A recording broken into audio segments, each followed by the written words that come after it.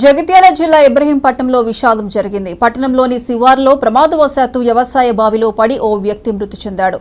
సమాచారం తెలుసుకున్న పోలీసులు ఘటనా స్థలానికి చేరుకుని మృతుడు పొన్నవేని బాలకిషన్గా గుర్తించారు.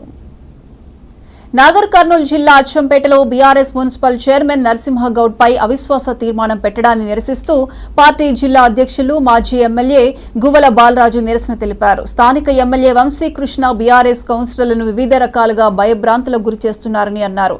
డబ్బులున్న వ్యక్తులతో కలిసి బీసీ బిడ్డ నరసింహగౌడ్ పై అవిశ్వాస తీర్మానం పెట్టారని ఆరోపించారు. కాంగ్రెస్ పార్టీకి బుద్ధి చెప్పాలని, ఈ అవిశ్వాస తీర్మానంతోటే వారికి ఓటమికి మొదటి మెట్టు కావాలని ఆయన అన్నారు.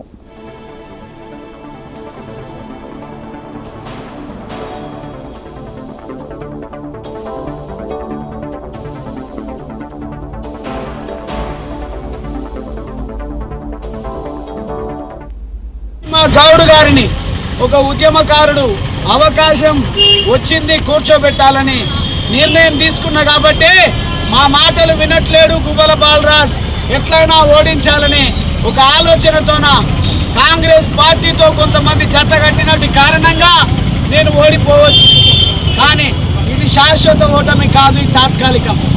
మీరు 3 సార్లు ఓడిపోయి కూడా మీరు ఇక్కడ ఉన్నటువంటి ఈ ప్రస్తుతం ఉన్నటువంటి ముఖ్యమంత్రి పేరు చెప్పి ఓట్లు వేయించుకోవచ్చు. కానీ నేను గువ్వల బాలరాజ్ సిబిఆర్గా ప్రజల్లోకి గెలిచి నిలిచిన నాతో పాటు సహచర ఉద్యమకారుణ్ణి ఒక బీసీ బిడ్డను ఏరి కోరి మేము చైర్మన్ చేస్తే మీరు దించిన దానికి ఖచ్చితంగా బీసీ వర్గాలు, దళిత వర్గాలు, మైనారిటీ వర్గాలు, అదేవిధంగా ఎస్టీలు కూడా ఆలోచిస్తారు. అగ్రవర్ణాల్లో కూడా విలువలు కలిగినటువంటి వాళ్ళు చాలా మంది ఉన్నారు.